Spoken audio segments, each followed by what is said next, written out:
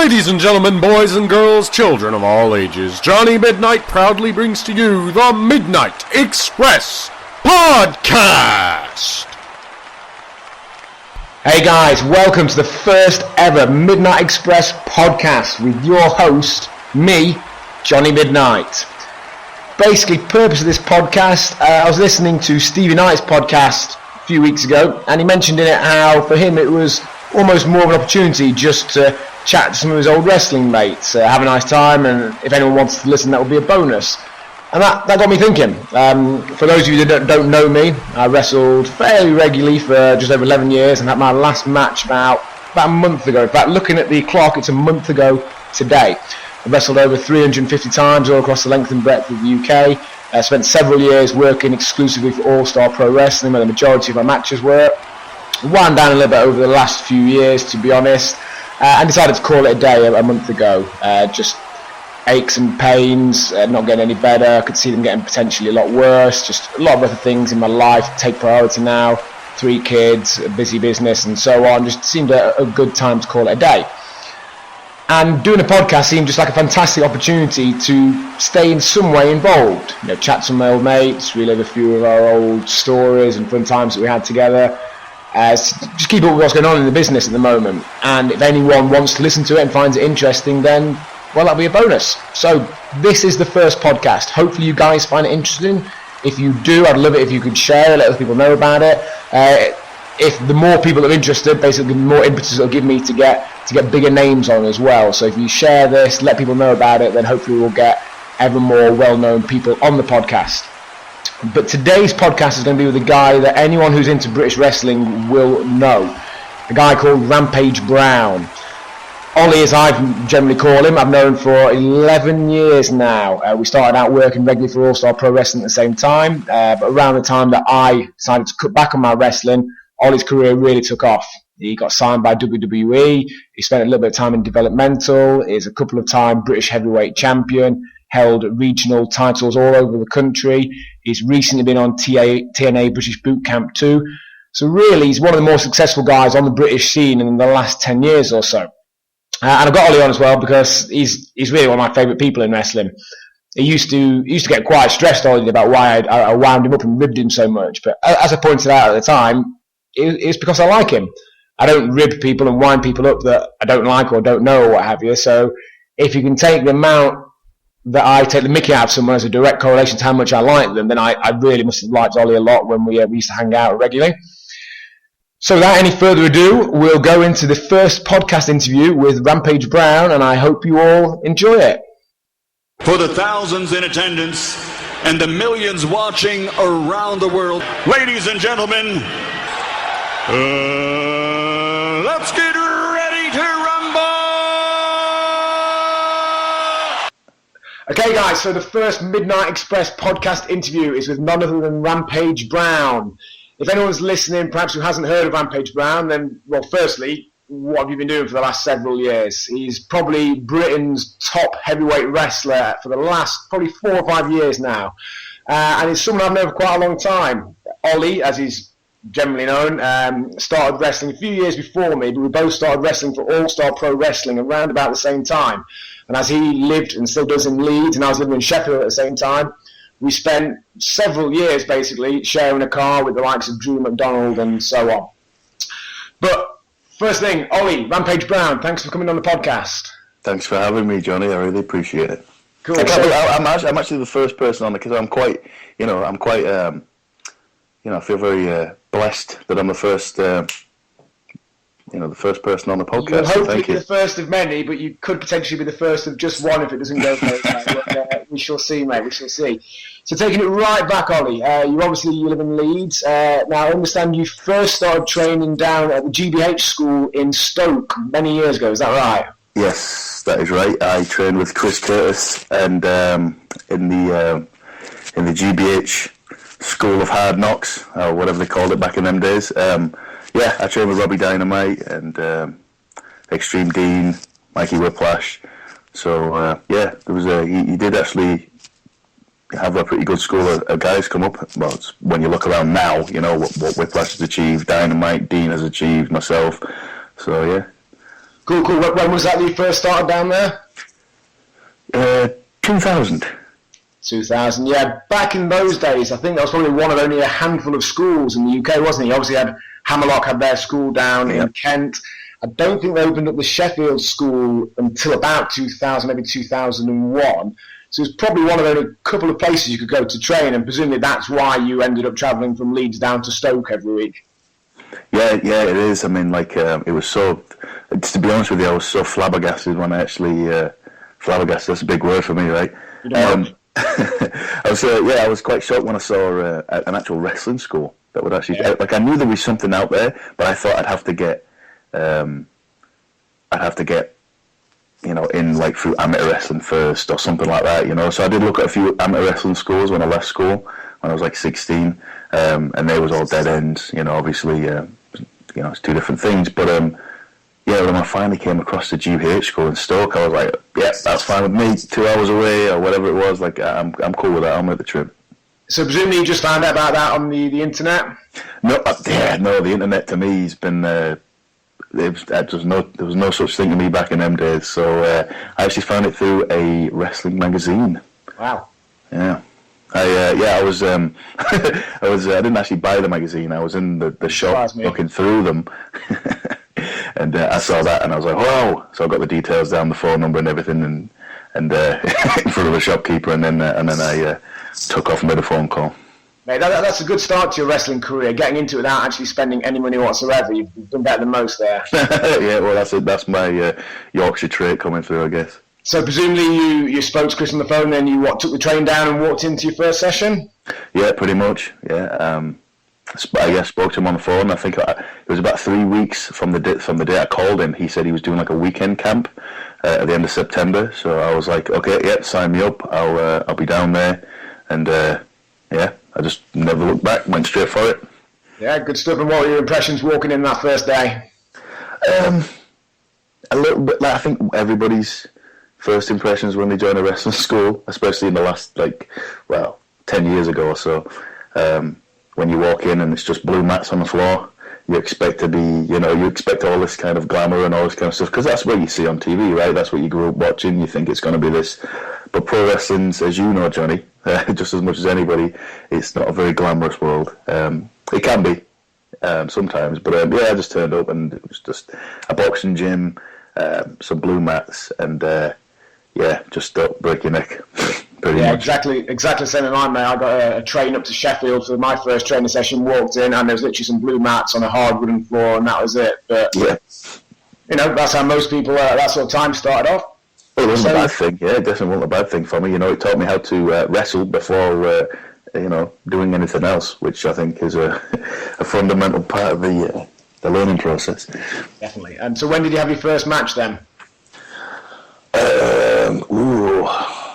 I think my first, it was like a battle royal or something. It was like February of 2001, I think it was. Mm-hmm. Maybe January, February. Anyway, it was this is the start of the new year, of the year after I'd started training. So I started training like the end of September, and then by January I started getting on to shows. I suppose it's quite fast, really. Yeah, definitely. Yeah, cool. And presumably the likes of Dean and Whiplash and Kid Cool, 5-Star Flash, were they all in that battle royal with you? They was, yes. They was all there. They was all, thinking back. That would be a hell of a tape. Does anyone still have a copy of that? You know what? I wish I did. I don't know. You know, there may be one knocking around. I'll have to find out. But for the most part, no. I've not seen it since. So I think somebody actually did film it. I'd seen it one time. And I've never even thought about trying to find it again after that. That would be the who's who of future stars of British wrestling. That'd definitely be an interesting watch. Well, there'd be Iceman, Isaac. Yeah. He'll be in there. There'll be Johnny Fear, people like that, presumably. I'm not sure about Johnny Fear. Tango Tim Wiley. Oh, of course. There was a few. There's a few in there at that time, definitely. No, definitely, yeah. Cool, and you carried on working then for Chris down at GBH there, for how long? That's a good question. The maybe 6 months or so, and then I realised, all it was pretty much because I wanted to do this for a living, and I wanted this to be my life. I wanted to be pro wrestler, and that was it. And so I started training down there, and then they started putting shows on once a month and stuff, and once a month it was hard to it's one of those things when you first start getting into a school. It's like, the more you attend to training, the chances you are you're getting on shows and all this kind of stuff, but there's always somebody before you, and there's always somebody that's done this, and there's always, so it's kind of like, it was a waiting line situation where you go to training and you train as much as you could, and then you get due to the shows and you won't be on them and stuff, and you'd be like, okay, well, I understand he's got a lot of guys to take care of, but, I want to wrestle. So I heard about a lot of the guys, for All-Star at the time, like Extreme Dean and Dynamite and Whiplash, had started wrestling in Liverpool, Birkenhead, for All-Star Pro Wrestling, and they wrestled full-time, and they wrestled, quite a hefty schedule. So I was like, okay, well, that's clearly it's a no-brainer. That's the place I need to be. So I found out some details online. I got my friend who had the internet. Wow. Is he the first man in Leeds with the internet? The first man in Leeds to have the internet that I knew of. So I bugged him and said, look, this is I don't know the details, I don't know the websites or nothing, but you find this and blah blah blah.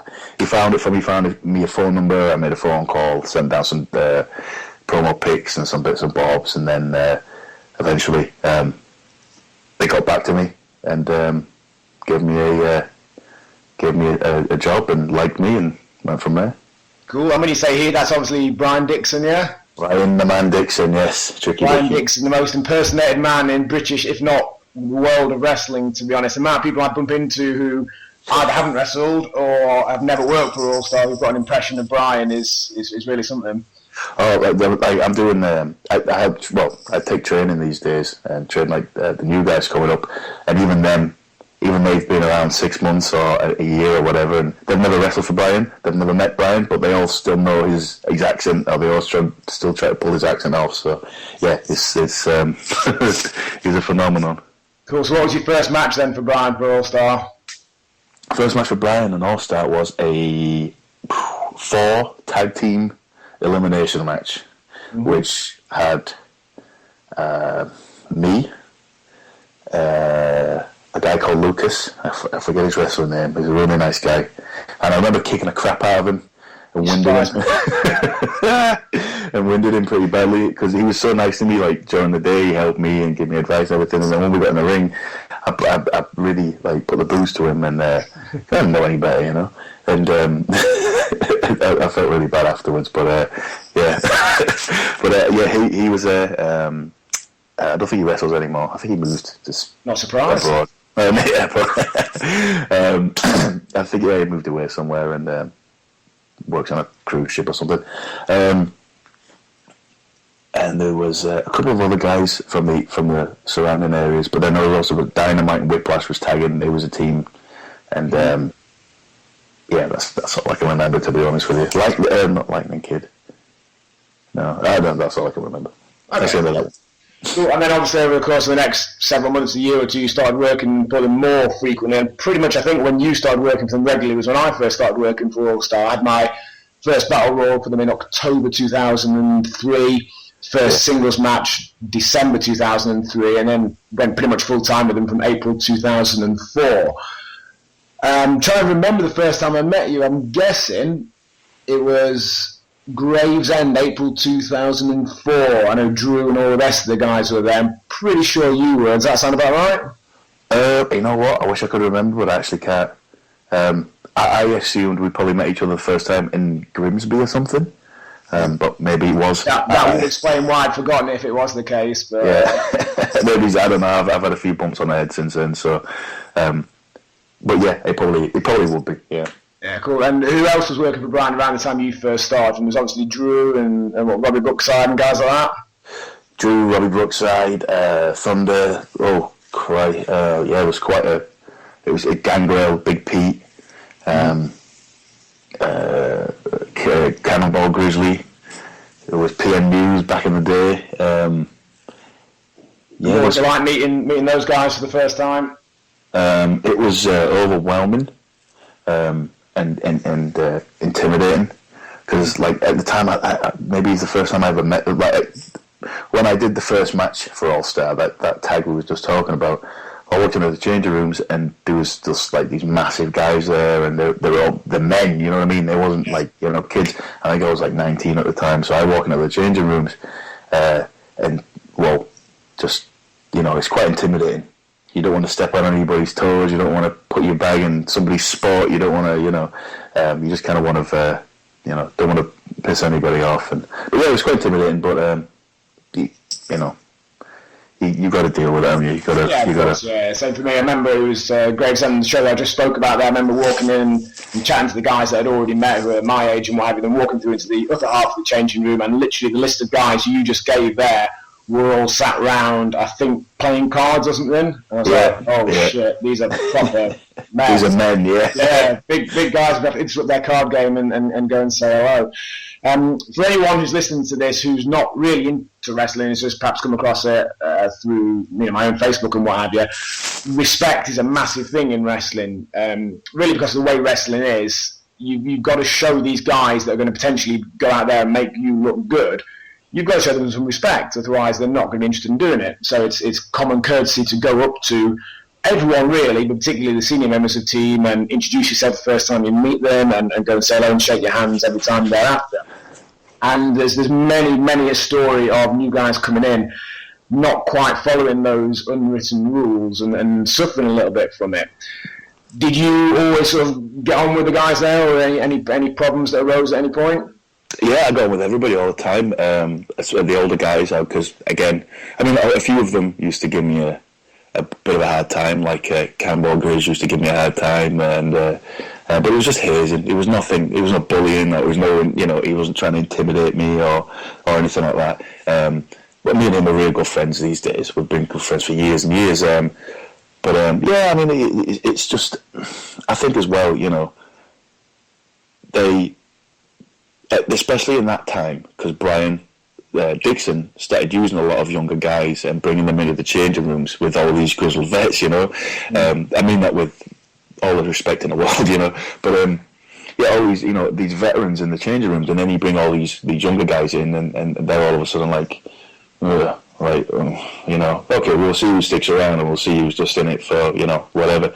And I was always quiet, respectful, just, stayed out of the way and asked for advice and tried to learn as much as I could. But there was a few guys, obviously, that used to speak when he wasn't spoken to, and answer back, and always give the yeah, but that's why I did this, but and I never did. I just kept my mouth shut and just tried to stay out of dodge, try to stay out of trouble, really. Yeah, and that's by far the best way. I think that's why you and I never got too much of that, because, like you said, the guys who, when they got that initial bit of hazing, responded badly, gave it a yeah, but, or some sort of response, they then got it 100 times worse. I remember one independent show down, Aldershot, I think it may have been, you weren't there, and one of the guys who should remain nameless, he got his T-shirt torn in the Rumble, which just one of those things, and he came back and he said something to Phil Powers and a couple of other guys,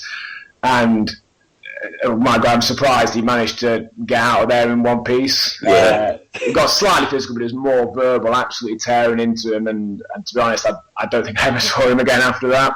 He was pretty much told not to come back, because that's not the sort of behaviour that's going to be tolerated by some of those guys. Yeah, definitely. I mean, like, I remember one specific time, and it was Phil and somebody else was in a match, and I think I may have made the rookie mistake. I think this was maybe my third match. And it was in Bristol. I made the rookie mistake of wearing a cut-off shirt in a match, and straight away it was ripped off me, and I was chopped stupid, like my chest, by both of them, the whole match. And I remember getting in the shower afterwards, and I was away on the road for that was like the first night, and I was away on the road for like 10 days with them, and I'm thinking, do I really want to be like, is this a smart move? But then on the same note, I realised, it's wrestling, you know what I mean? Like and I didn't say anything. I just, shook hands, smiled and grinned, and you know, it was nothing really. You know, it's not like it. You know, I went and weeped in the changing room, which I've seen guys do before. You know, like that. But like, it was a learning experience, and that's the way you learn, isn't it? By getting, you know. You just brought out memories there, talking about chopping of my first few rumbles for All-Star with the likes of Frankie Sloan, 5-Star Flash, etc., just chopping me until literally blood just running down my chest, perfect handprints. Yeah, and again, that's just so, you know, if you come charging in the living room, if you come charging in the changing room and start saying, hey, like, what the fuck are you doing, you know, like, what's your problem, and blah, blah, blah, blah, and start having to go at the veterans for giving you a rough time in the ring, you know, they'll be like, oh, okay, you got a chip on your shoulder, we'll get rid of that, or we'll get rid of you, you know, one or the other. I think we were perhaps in some ways the last generation coming in, getting that from the previous generation, because a lot of the guys who were still around when we started were guys who'd been on World of Sport, they've been wrestling full time for 10, 20, 30 years in some cases, so they were the ones that had come in with a lot harder a way into the business back then. The ones who really were made to work, but were really given a lot of hard time by the senior guys. So we got a little bit of that off them. But guys coming in now, as far as I can see, don't really get any of that, do they? No, they don't at all, because it's all that situation of if I was to do that in a changing room, for instance, I'm just going to use NGW here. If I was in an NGW changing room and a lad came in who you know, who wasn't been necessarily respectful to the people that have, you know, built that promotion or built that, you know, that, you know, changing room and, you know, and stuff, and they walk in and they just, you know, start, you know, not shaking hands or introducing themselves, big leaguing people or whatever.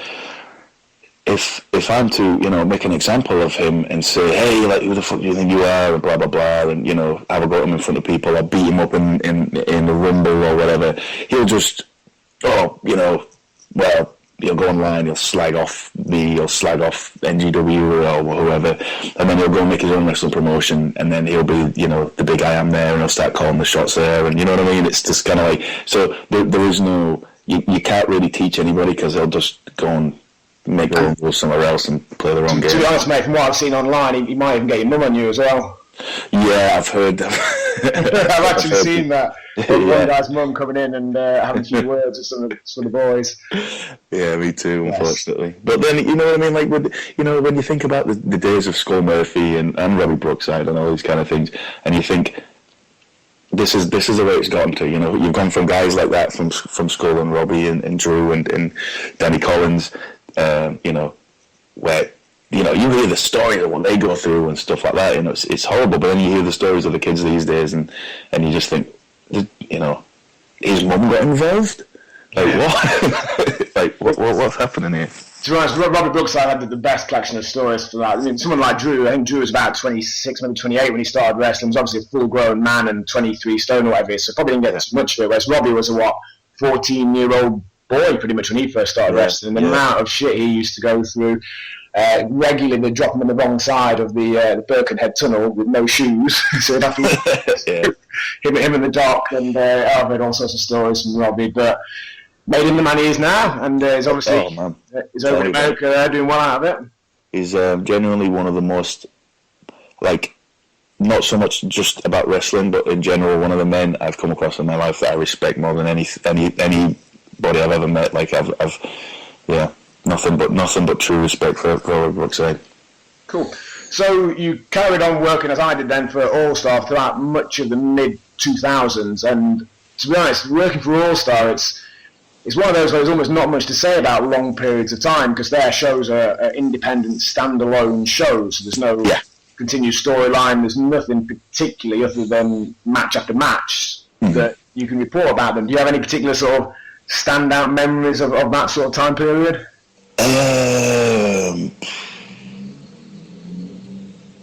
Yes and no. I think most of my standout memories, not so much in the ring, but just kind of like sitting, you know, and listening to stories, you know, from the older guys, and just kind of been around, you know, turning up to venues and looking around, thinking, wow, there's like 700 people in here, and you know, and all that kind of stuff. Not so much match wise, where I've, you know, feel like I've had a good match or anything. I didn't feel like I was having good matches until for years and years after I'd started. So no really kind of like, standout moments, I guess you could a say. lot of my favourite memories from around that time are more really just from what we used to get up to the hanging round, ourselves on car journeys. And to be honest, my favourite story still to this day, and I'm sure you know it, which I'm going to tell you, is that trip from Minehead to Skegness. You know what I'm talking about?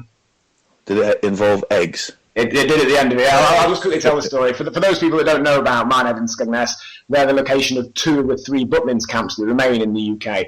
There used to be a lot more, but now a lot of them have been sold off and are owned by Haven and different operators. But there's 3 main Butlins camps, and Brian Dixon and All Star Pro Wrestling run the camp wrestling shows.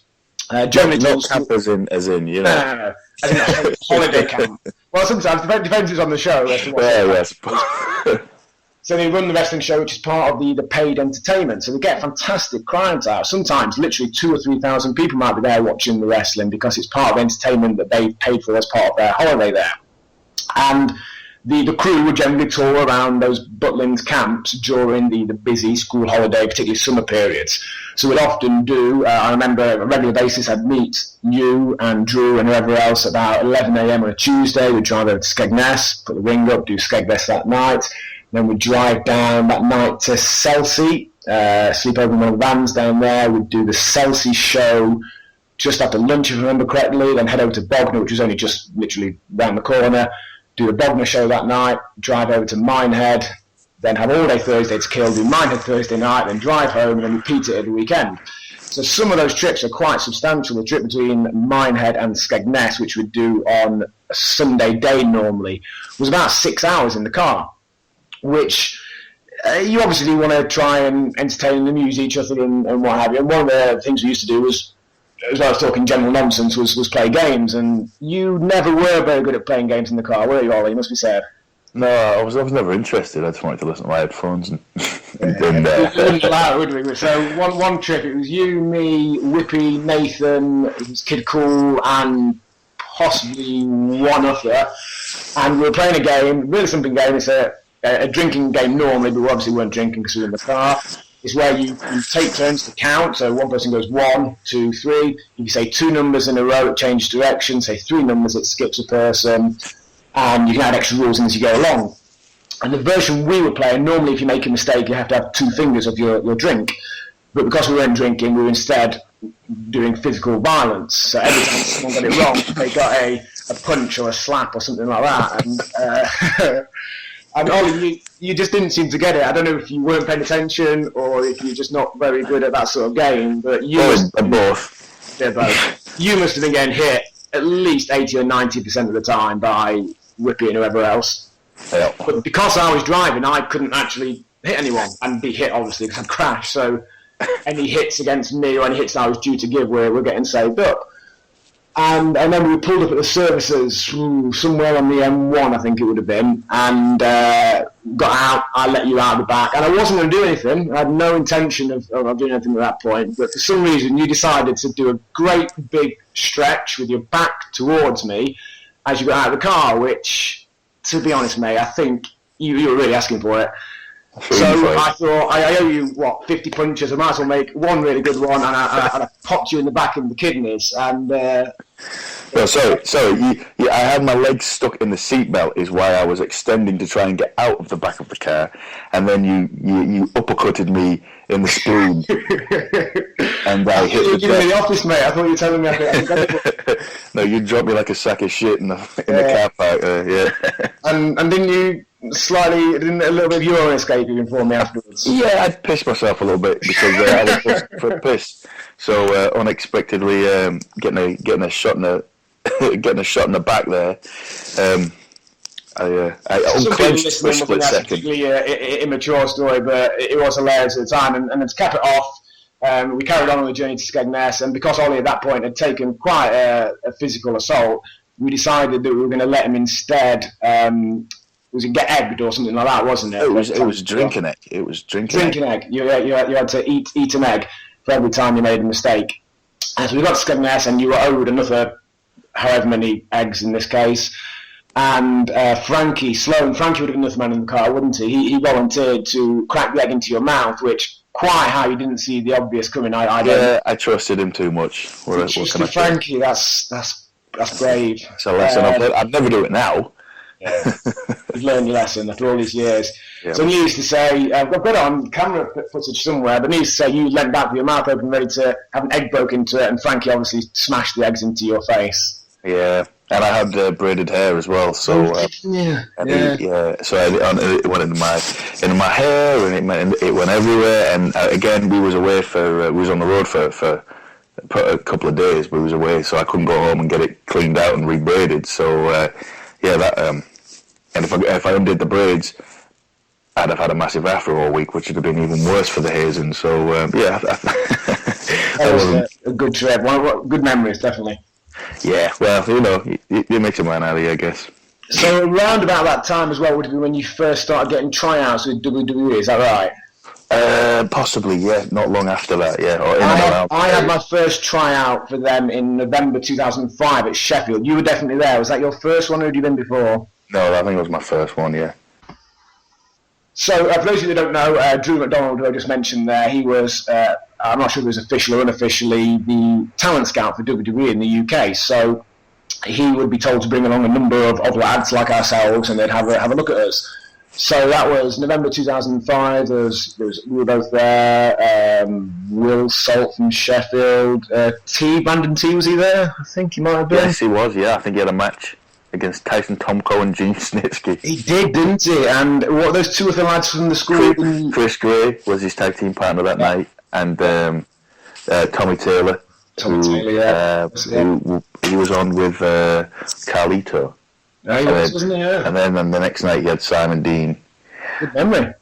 Yes, I don't know why I remember that, but so basically, anyway, they get lads to come in the ring in the time before the show, sometime in the afternoon, and just get you to go out there and show a little bit what you've got. And if they're interested in doing something with you, then they potentially may do. So I think only 6 months earlier, Paul Burchill had had his tryout and been signed. I actually wrestled Steve Lewington, who wrestled at that point as Steve Sonic in the UK. He then got signed directly after that, so I'd like to think I made him look good in that little... I don't think it's ever to do that, to be honest, but he got signed after that, went to developmental in America and appeared briefly on their ECW show as DJ Gabriel for only a handful of weeks or so, but he made it to that level, so congratulations to him. You then, so basically at that point they had zero interest in you or me or several of the guys, but obviously you then continued doing tryouts on a fairly regular basis over the next few years, didn't you? I think I did about 9 overall. 9, wow. Well, what was the general feedback you were receiving from the guys at WWE at that time? Yeah, it was always pretty good in the sense of like my physical abilities and my aggression and stuff. I remember actually after we did that very first trial, after me and you were standing next to me I don't know if you remember, standing next to me in the lunch line after the tryout, and Regal came up and told me that I'd done a good job and everything, and at that time I was like, what? Like, I didn't even think anybody was looking at me at that time, so it kind of really opened my eyes to thinking, well, shit, like, maybe I've got a chance of... I remember you looking at me all, like, dumbstruck, as if to say, did he just say that to you? But, what I was actually thinking is, why didn't he say anything to me? I was all waiting, and Regal just said something nice to Ollie. Just nodded your ear and said, oh, and then took off. No, but, I mean, that just kind of really opened my eyes in the sense of, like, okay, like, I know full well, especially that night, looking around at everybody that was there, we met Chris Benoit, and we met, so many guys. You see Batista, and the size of them was just like between night and day comparing to guys like us, because we were just young lads, just coming up on the job. So seeing all that work that needed to be done with the physique, that was one thing that didn't help me. I noticed that there, and was like, right, I need to make some adjustments and start working towards this, because my physical attributes seem to be okay for now. Obviously they can still get better, but I need to do a lot of catching up with the physique. So that was the main thing that I went away with a lot of those tryouts. Yeah, that first tryout as well, I remember they had us doing an extras role. So basically they gave us a couple of T-shirts that said, security on it, and we had to. I think on Monday night we broke up the fight between Team Raw and Team SmackDown, and on the Tuesday night we had to run down to ringside as Chris Masters and Carlito were there watching the show, and then we had to chase Shawn Michaels up, didn't we? Yes, something to that effect. So my one and only appearance in a WWE ring on WWE TV was running through the ring during the match. one second of me running through the ring chasing Shawn Michaels off, but I'll take that, mate. It could be worse. That'll do, mate. No, definitely. Yeah, I remember that. It's funny actually because when I look back, like a few weeks ago, a couple of months ago, I was just in a tag match with Masters and Carlito, standing opposite him, thinking, did you even know that I was the security guard that night? Did you mention it to them? No, I try to bang that thing out of my mind, to be honest with you, things like that. Yeah, cool. So, yeah, obviously neither of us got signed then, and over the next few years you continued to do more tryouts, and at that point more and more guys started to get signed. So I think, if I remember correctly, you did the same tryout that the 7 guys got signed, and didn't you? No, I didn't. I missed that one. That was the one I did miss because I was in Ireland. Right. I did we were doing a two week of Ireland around that time. So yeah, obviously I was pretty so big for that. About April 2007, if I remember correctly. So Stu Sanders, who went on to be Wade Barrett, got signed. Sheamus, Drew McIntyre. The guys mentioned there: Tommy Taylor, Chris Chaos, Rob Terry. He was that one, wasn't he? He got signed, and Cade Vanson, I think it was. Yeah, that sounds about right. So at that point, we were in a bit of an international recruitment drive. Took those guys on there. I seem to remember there was one tryout. It must have been the one before that then, where didn't you and Sheamus, who at that point was just an unsigned unknown, didn't you have to run in and take a pedigree and a sweet chin music off Triple H and Shawn Michaels or something? Yeah, he took the pedigree. I took the chin music. Yeah, it's so funny because a few weeks ago, me and T-Bone at Preston City Wrestling, we was going against the Dudley Boys, and I had the task of being thrown up in the air and put through the turbo with the 3D. And everybody on Twitter for the rest of the week was saying, "No, Rampage Brown should find himself lucky that he got put in that position, and it's the best thing that's ever happened to him, and all this kind of stuff." And I'm thinking to myself, yeah, the things that you don't know, you know what I mean? I think the things that I got super kicked by Shawn Michaels as a security guard in front of 20,000 fans in Manchester Evening News Arena. I'd probably say that's a little bit better than a Dudley Death Drop, but no disrespect to the Dudley Death Drop, but to me, it kind of ranks a little bit higher. But so that makes me chuckle when I see things like that. Cool. So nobody knows. That my point being, nobody ever. These things are just like probably a lot of people that even follow my career that listen to this now wouldn't even know that. Yeah, of course. So then you did a number more tryouts, and nothing really happened for the next couple of years, did it, with WWE? What? I started obviously trying to put size on, trying to get bigger, and I was doing it in the wrong ways. And then when I was trying to lose weight, I was doing that in the wrong ways too. And I was either putting too much weight on and it being bad weight, or too little weight on and it been me looking not right. Then I ended up getting a match against Mark Henry on a TV, on a TV on like an ECW or something, and that was just where he ate me up in a few minutes, which was a great experience. In a strange kind of way, in a violent way, but so I did that, and so I was still getting something out of it, like turning up and doing these extra things, definitely. I mean, that's the thing, even if you're just turning up and getting a good wage and a nice meal, because those catering things were always good, weren't they? Oh yeah, tell me about it. Worst case scenario, it's a day out, a bit of money and some food, but obviously you wanted to get signed, and how are you feeling about your prospects of that around about that time? I got to the stage where it was like literally do or die. Like I didn't. There was nothing gonna. I needed it. And needed to be there. Needed to achieve it. And I don't know if it was kind of like one of those things where you built yourself up in your mind. Especially me personally, when I get something in my mind, like nothing's going to stop me from, achieving it. But I think because I've had that in my mind from the forefront since I was 7 years old, that's where I need to be. I want to be a pro wrestler. I want to be the best I can be, and I want to do it in the best place I can do it. Obviously, WWE's, of course, it's the top dog. So, that was my focus. That was the only thing that was driving me at the time, and there was nothing in my life, nothing in my just nothing going that I cared about more than just achieving that, getting there, and then doing a good job of when I actually get there and succeed. Yeah, of course. And then it finally did happen for you in April 2010. I remember I saw you on the Saturday night. We wrestled each other in Bradford, coincidentally. The last time I wrestled you, funnily enough. It was, yeah. I nearly killed you. Yeah. You did nearly kill me. Oh, man, you gave me that snapmare over the top rope and I landed on the floor. I forgot about that. I have no idea how that happened. That really hurt. That still hurts to this day. I have no idea how that happened, but... Yeah, one of those things. But I remember you turned up, and I probably hadn't seen you in a good few months at that point, like maybe best part of 6 months for various reasons, and you turned up having put on 2 stone of good, solid mass, and I literally, as you walked in, I said, "You're getting signed on Monday, mate. You are getting signed," because I knew you got your tryout on Monday. I knew that the one thing they wanted from you was to put on some good size, and lo and behold, my prediction was correct. You texted me, didn't you, Monday night, because it happened that day, didn't it?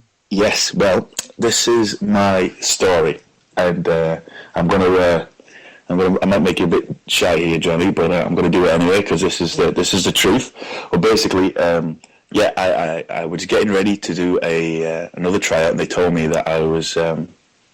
The general consensus was I needed to lose a little bit of weight, get some abs, and have a better look about myself, more athletic look. So I went away and I lost some weight and stuff. And I think at the time when I was told this, I was 16.5 stone. So I went away and studied on nutrition a bit more and what I needed to do to get my body down to where I needed to be. And I think I lost about 2.5 stone. Mm-hmm. And it was quite a dramatic drop, so I lost a lot of muscle off that. But my waist came in, and I was looking a lot better and stuff. And anyways, so this was April. I was told this for the next tryouts in November. But then November came around, and literally a couple of days before the actual tryouts, I was told, look, they don't want to see you. They don't want to see anybody that they had last time anymore. They changed their mind and what they wanted and something like that. I don't know. So I was like, whoa, David, I just lost 2.5 stone in the last 6 months. I was devastated. Where do I go from here? This is what I need. What do I do? And I really got to a despondent place in my mentality as well. So then I remember there's a bunch of other things that happened around that time that really put me down in the dumps. And then you gave me a phone call out of the blue and said, where are you training these days? And I told you. And the gym that I was training at, you used to work at one just over the road or something? That you used to be a manager for area manager. So you bob down every now and again, and you'd be in the same part of town that I was in. And you met a personal trainer called Marion, who it was a guy, strangely. was a guy, yes, a 20-stone Slovakian. I think his mother was a bench press champion and stuff, right, in Slovakia or something. He had the biggest arms I've ever seen on a human. I actually saw him about 6 months ago, and he's looking even better now than he was then. Anyways, yeah, so you put me in touch with him because you knew him as a personal trainer, obviously, there, and you helped me out financially because at the time my wrestling didn't pay a great deal, and I had a bit of money tied up in other things. So you helped me out financially with 6 months of basically training with this guy and just submitting myself to him to get ready for the next trials to make sure that I was in the condition I needed to be in to get a job. And I was like, okay. I felt bad at the time, obviously taking such a gift from you, but I thought, well, you wasn't taking that no for an answer, and I thought, well, what's the worst that can happen? At least I'll be in great shape in 6 months, and so I went along with it, and that was actually one of the best parts of my life in the last few years in learning so much about bodybuilding, nutrition, how my body works, how hard you have to actually physically work to achieve so. Like I learned a lot in that time. Like it was 6 months of day in, day out, training with him till I was nearly sick, and just really busting my ass, with him and getting my nutrition down, and you give me phone calls every now and again and messages, make sure that I was staying on track with the nutrition and stuff. And after them 6 months came down, I was in the best shape I've ever been in my entire life.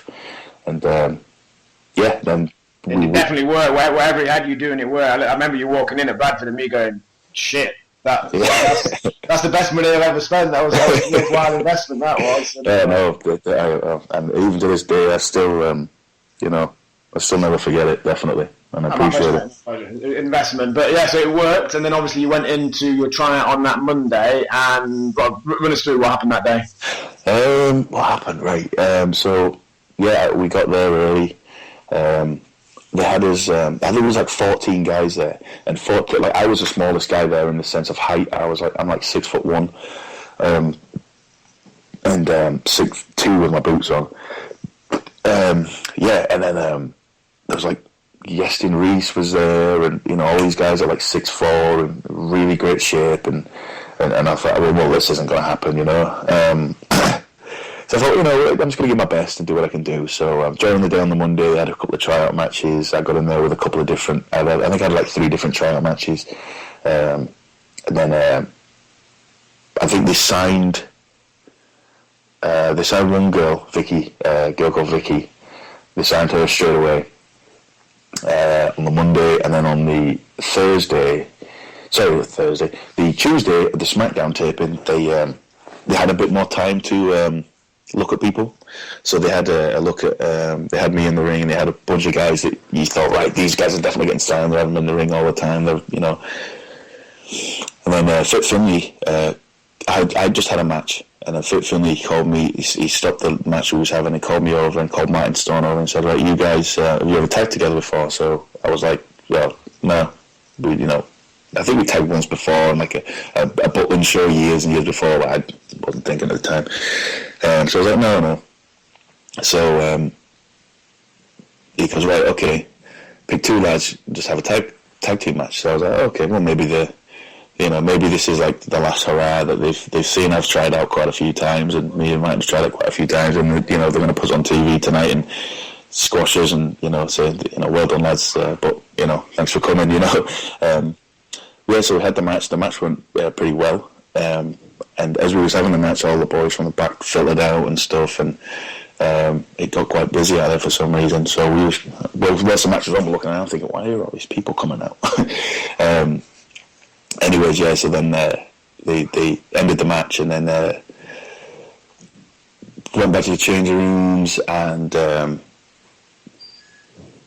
just there and then Drew, who was the head of getting us all, the job and everything that night, he said, Johnny wants to see you in his office, you and Martin. So me and Martin went into his office, and then he said, we'd like to offer you a developmental deal, and as a tag team, and we'll drug test you first, and then we'll take you over the States, drug test you again, and go from there.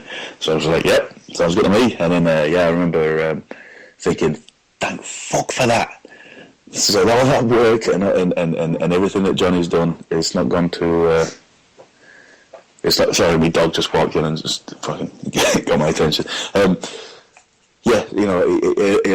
all paid off in the end. So yeah, definitely, I was just relieved at that, to be honest with you, more than anything at the time. But and then straight away got on the phone to you and said, "Yep, I did it." Yeah, good lad. Very happy for you. So obviously, then over the next few months, your paperwork, your drugs test, etc., all sorted. And did you go out to the States in late 2010? Would it have been? I think it was December 1st, 2010. Mm-hmm. Yes, December 1st, 2010, and spent Christmas over there. But it was literally, we got there, and I think we had a week on, and then like 2 weeks off over Christmas of just kind of enjoying the States and just enjoying Florida and stuff, and just kind of getting used to our surroundings. And I say getting used to our surroundings and enjoying the States. So there was a lot of we didn't get paid for a few weeks when we first got there. So it was quite. But yeah, no, it was cool, definitely. Yeah, nice one. So did Martin go over with you at the time? Because I know there was problems. No, he did. We did the physical. We did the physical in July. We got the job in April. We did the physical in June or July. Then he needed to get some. He had some stuff with his knee. He needed to get sorted out before he signed the contract. I was fine, and Brandon T, another UK guy, he was signed with us. So there was the three of us initially were supposed to go, but mine got held up on the knee thing. So it was me and Brandon T that went over, and we started on December 1st. Cool. And you were there for I think it was 8 months. Tell us about your time in developmental. Yeah, it was an eye opener, definitely. An eye opener in a lot of ways, especially looking back now. I needed to be a little bit more cerebral in my approach to it. I went in there thinking hard work and determination is going to rule all, but I missed one key component of that, and that was making the right friends and making a politicking basically that needs to be put into the equation for success. So and I obviously I overlooked that, and it's not really my kind of thing anyway. It's not. Sure. Politicking and going behind backstabbing and going behind people's backs and all that kind of stuff to get yourself ahead of other people has just never been my style. So immediately I came into a roadblock that was, probably I wasn't going to overcome, because it was a case of, going against my personality basically. Yeah. So you had a number of matches there, didn't you, on FCW TV? I think it would have been back then, just before it was NXT. I think I saw one of you against Husky Harris, as he was then. He's now Bray Wyatt. Yes. What other matches did you do while you were there? I had 2 on TV against him. I had one on TV against Titus O'Neil and one on TV against Mason Ryan, which was Goliath from the Gladiators, used to wrestle over here as. So I think those were my 4 TV matches that I had in the 8 months, and there was just a rubbing rag basically in them ones, which was cool. But and then I had some good matches on the house shows. We had a few good matches against like Seth Rollins and Richie Steamboat for the tag team championships, because me and Brandon T was put together as a tag team, obviously, because we lived we came to the States together on the same day. We got signed on the same day. We're best friends anyway. So and they thought, we've got 2 English guys here. What should we do? Okay, stick them together. So we were just generic baby faces. That wore a pair of trunks basically, so and that's cool. Yeah, I went in there. We had some good matches on like the house shows. I had a good singles match against Dean Ambrose, which was probably my highlight of match wise. Because I was having matches and it was good, it was enjoyable and stuff. But then like the one-on-one match that I had that stood out to me, that was like, oh yeah, that was like old times. That was like being in there with somebody, like an old friend. Yeah. So I had a good one against him. So that was the one that was like, yes, finally a breath of fresh air, And but in the end, obviously, it didn't work out for you boys. Brandon T got released for. I won't go into that. Anyone that knows the story knows it. If you don't, then you can Google it if you want. And you were there for another couple of months after that. No. No? He went first. No, I went first. He went after. You went first, right? Okay. Yeah. Well, it didn't work out for either of you, but the opposite around to what I remember. You ended up asking for your release, didn't you? Yeah. Again, it came down to there was a lot of things going on at the not so much in the school and with the training. The training was, it was fine. I enjoy wrestling, you know what I mean. So I didn't mind the training. There was just other things going on, like politics-wise and all that kind of stuff, that it was I don't know, it just wasn't for me, and there was a lot of stuff going on. It's a big, long story, but it didn't really involve me in a respect, but I was kind of brought in. I suffered from some of it, and just a bunch of other stuff, and I just thought, what, this is miserable. I'm so miserable here, and it's just not for me, which is, it was a massive massive lesson I've learned in life. You know, like I've wanted for something for so long and pushed for it for so hard, physically, mentally, whatever you want to call it, and then finally get it, and then it's a whole new battle. It's a whole new, you know, like I fought all my whole life to be a WWE pro wrestler, and when I got there, it's something completely different. You know, it's like doing all your coming out of school and doing all your exams to be a plumber, finally getting the job at this big plumber firm, and then you find out, you know, they're floor tilers, not plumbers. You know what I mean? So I'm kind of like, so that 8 months of like, what the fuck is this? What is that? Like, what? You know, and then I just thought, you know what? Like, I'm not getting the hang of this. Like I can't get into this. I'm sorry. I can't buy into it. Yeah, no, sure. Cool. So you asked for your release, and then you came back. End of 2011? Would that have been? Yeah, that's end of 2011, and then I jumped straight on with the All-Star team and carried on wrestling, because that's the thing. When I was there, I wasn't wrestling a whole lot. Like there was a lot of waiting around, hurry up and wait, as you say. There was a lot of waiting around in the sense of like,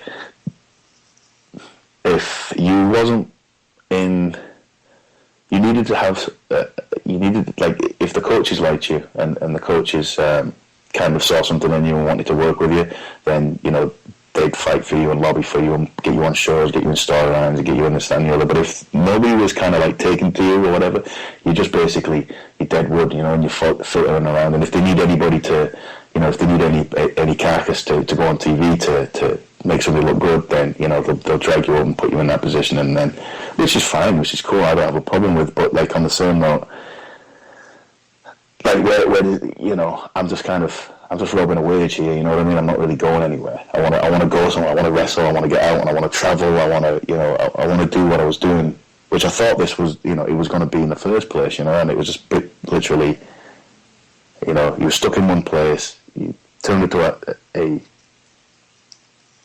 warehouse with a ring in.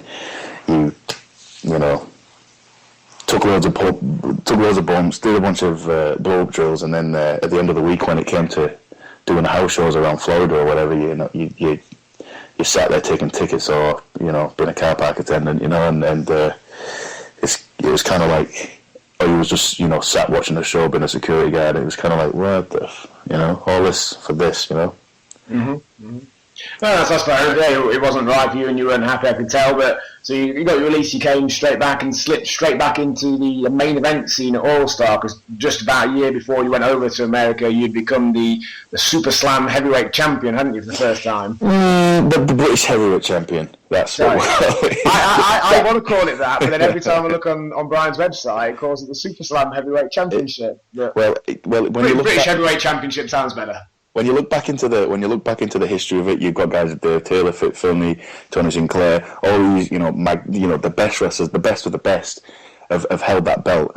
And then when you call it a Super Slam Championship, it just kind of it just sounds really kind of cartoonish and toy-like. But the reason he called it that was because all the guys, a few of the guys on his team, a lot of them wasn't heavyweights, so he needed to change the name.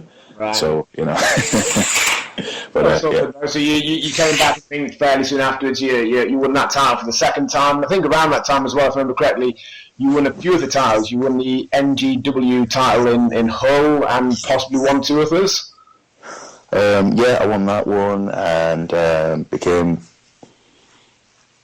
Yeah, that was the ones that I remember at the time. Yeah. Yeah, so you're probably at that point the closest thing to an undisputed British heavyweight champion. I suppose so, yeah. Cool, and you definitely at that point as well, from what I've seen, started getting out there and working with more different promotions. Prior to going to America, you'd nearly exclusively been working for All Star and I suppose Ian McGregor. For the last couple of years, you've done a lot more for the aforementioned NGW, Preston City Wrestling, and various other promotions like that. What's your experience been like working for that new and different type of promotion? Well, I will say this. I mean, like, even like my first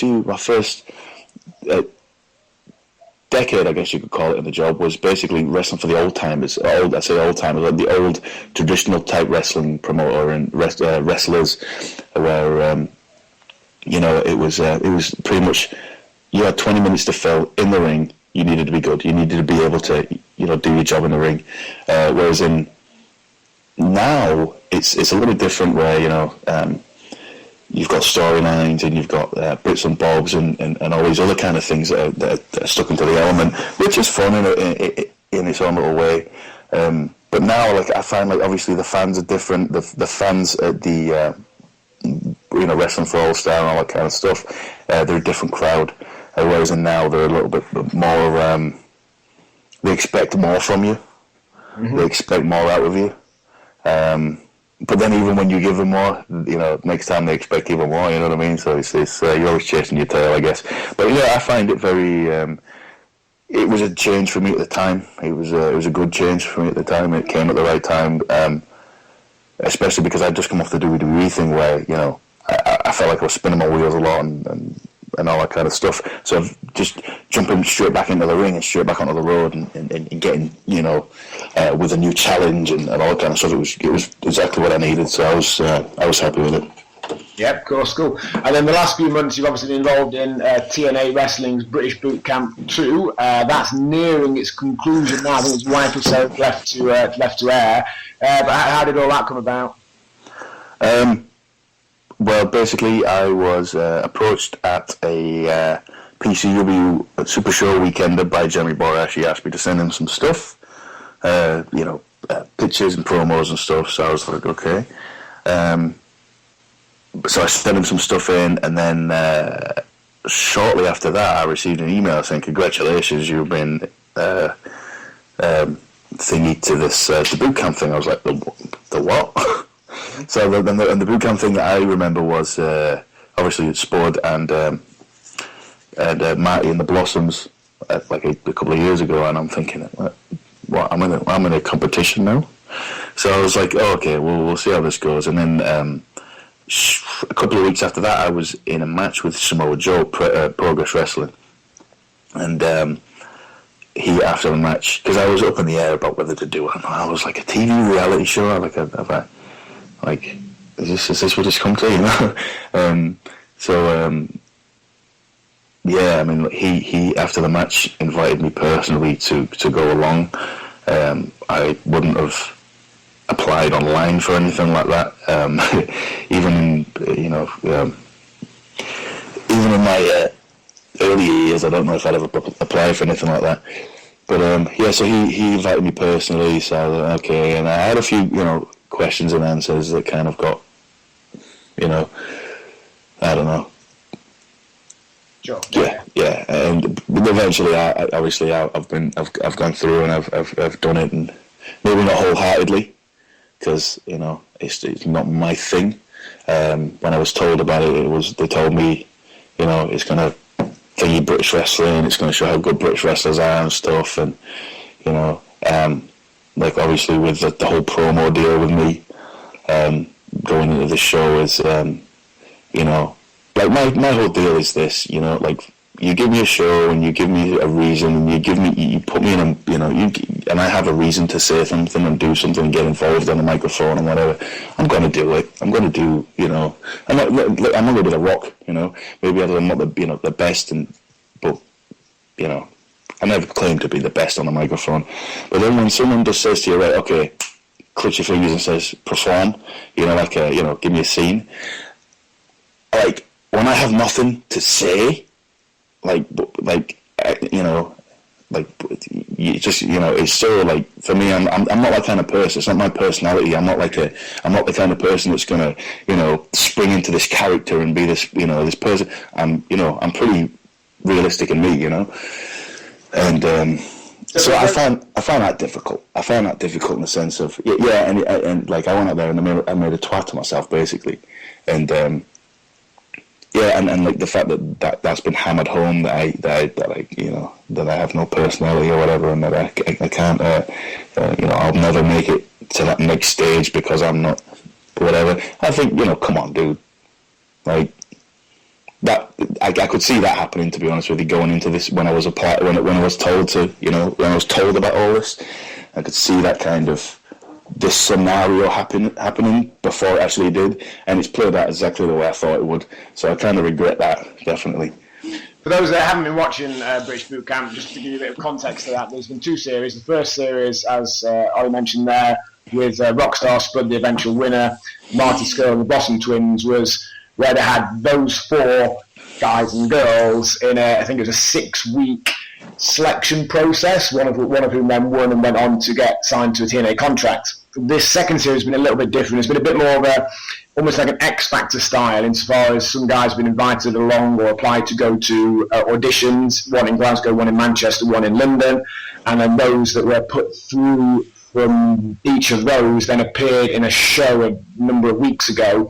16 guys, I think it was, and girls, and the final 6 of those got put through to go to America for the selection for the final winner. So what Ollie was talking about there about the promo was on the show for the Manchester auditions, he was asked to cut a promo on Samoa Joe, and yeah, as you described there, it didn't go quite as well as you would have liked. But it's a difficult thing when you put on the spot like that. It's one thing to have an idea of something you're going to say and do going in, but put on the spot, it's tricky, and obviously you weren't happy with it. But you did get put through. They were very impressed with everything else that you did. And just before we got on this call, I watched last night's show where you and Dave Mastiff had a match. Who was that match? Actually, what show was that on? That was the UK finals. Mm-hmm. That was basically the winners of whoever got put through on the auditions would all get banded together. They'd all get put in matches, and the people that went out there on that night and impressed the most, not the winners or the losers, but just the people who impressed the most, would get selected to go to the United States for the second half of the competition. Of course, yeah. Yeah, and presumably that wasn't like a TNA show. That was like a Progress show where they filmed the matches or something, was it? Or? No, it was like a UK TNA kind of a thing. It was the TNA ring, the TNA setup. It was in York Hall, Bethnal Green, York Hall in London. Yeah.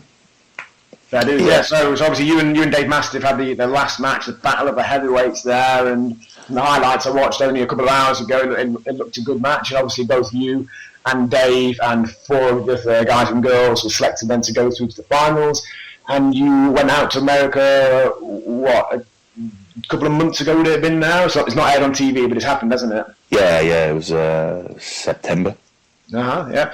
Cool, and obviously you can't reveal whether you or won or not, or who else did, but that's all in the past now. What was the general experience like being out there? Yeah, it was, like I say, been filmed in my, I'm probably not the most interesting person in the world, especially when you put a camera in my face and say, right, give me something to, pretend the camera's not here, or whatever. I'm always going to be, what I am. I'm not the kind of person that's an attention seeker or that craves the whole, hey, look at me, I've never been that kind of person, so to put me on a TV reality show I was the worst person to pick for it, personally. So I probably wasn't as entertaining as they wanted me to be. Whether that means I was good enough to be a TNA superstar or a wrestler or a superstar or whatever you want to call us these days, if that means that I'm not good enough, or I am good enough by whether me being filmed, I don't know, being filmed in a restaurant, on a job interview. If that means that I'm not entertaining enough, then whatever, man. What can you do? But overall, after there was a group of guys over there who went to the US, and we had fun. No, Andre's a funny guy. To be honest, that's a big part of it. If you're making a bit of money, you're getting good exposure, you're having a good time, then what more can you ask for? That's the thing. I did it for the money. Yeah. I don't know if I should say that or not, but... So that pretty much brings us up to date. That in around about an hour is Rampage Brown's career, from a nervous 18-year-old getting the train down to Stoke to learn under Chris Curtis, to a former WWE employee, a British Boot Camp 2 finalist. You've done well, mate, to be honest. Yeah, when you look back, it could have been worse, it could have been better, but on the same note, I got to travel the world and still do, and get paid, and also I get to experience so many different things. I've been on the road and just enjoying my life and just enjoying, wrestling and, just enjoying going out there and doing what I do. So I find myself very fortunate and blessed for that, definitely. So, yeah, it's been a fun 14 years so far. And do you reckon you got 14 more in you? Nope. Four more? We'll see.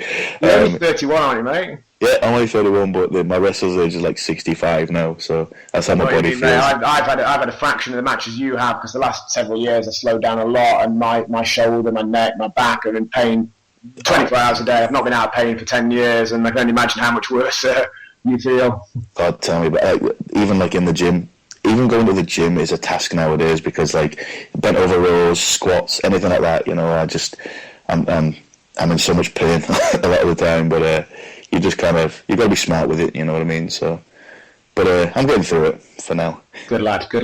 Any final words of wisdom for anyone listening to this? Any trainees out there who might be hoping for some words of wisdom for, one of the more successful British wrestlers in the last 10 years? Yeah, definitely. Just,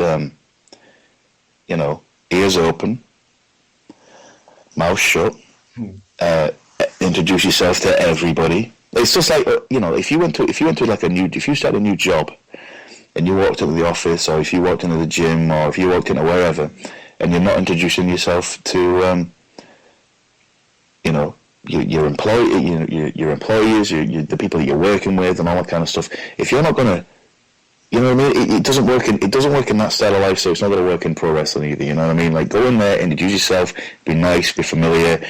Be receptive to criticism, be receptive to any advice, and just leave your ego and attitude at the door, man. Please.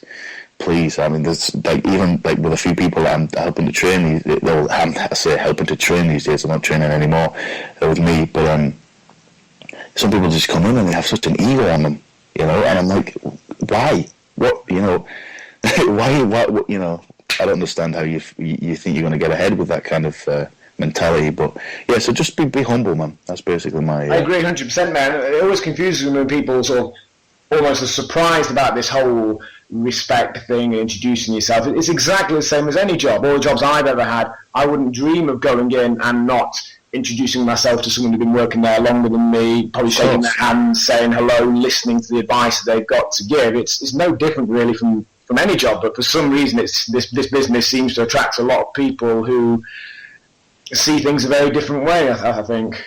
Yeah, I think, and that's the thing. Like, a lot of people, they watch a lot of the stuff that happens on WWE TV, and that's what a lot of people watch. They watch that and they think that is what, they watch Total Divas and they think that really is how these people live and stuff like that. And that is the stuff you see on TV. Believe me, and I've been there. The stuff you see on TV and the stuff that you see that's portrayed to you on the internet or wherever else. That is just a fraction, and a glamorized fraction of these people's lives. So and who they actually are. So just I think it comes down to growing up for a lot of people. But this job will definitely teach you it the hard way. Cool. Well, got some good stuff there. So, Rampage Brown, thank you for your time. I hope the guys listening at home there enjoyed that. I enjoyed chatting to you again. As I mentioned earlier on, I'm doing this podcast partly as a reason just to chat to some old mates. They take a bit of a trip down memory lane and what have you. But hopefully the people listening, all 12 of them, or however many it will be, will have enjoyed it just as much. No, thanks for having me, Johnny. I really appreciate it. Anytime. Take care, buddy. Cheers. Thank you.